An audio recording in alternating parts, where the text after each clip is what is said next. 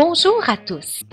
Aujourd'hui, je vous présente une petite capsule sur le son « est » et les différentes manières de l'écrire. C'est ce qu'on appelle les graphies du son « est ». Il y a plusieurs façons d'écrire le son « est ». Dans un peu plus de la moitié des cas, le son « est » s'écrit tout simplement avec la lettre « e ».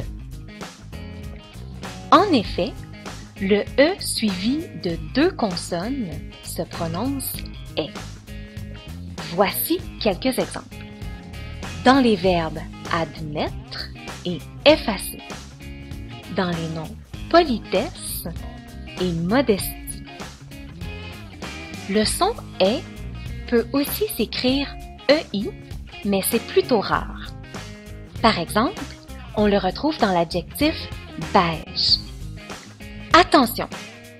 Si un mot commence par le son « est », on ne l'écrira jamais « ei » ni « e » accent grave. Par exemple, le verbe « examiner » commence simplement par la lettre « e ».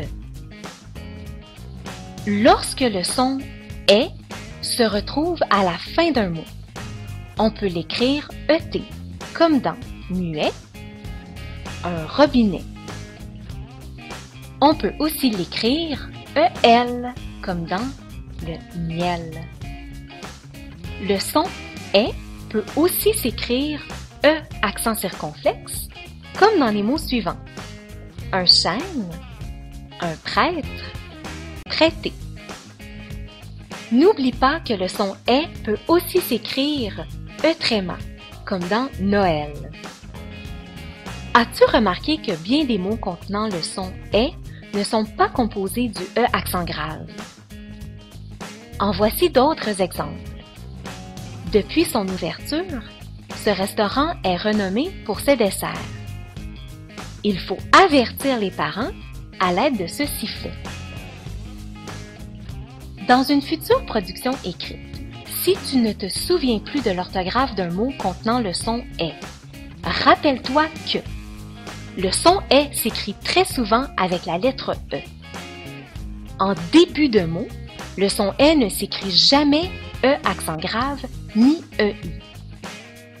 En fin de mot, les lettres « et » et « el » font le son « est ».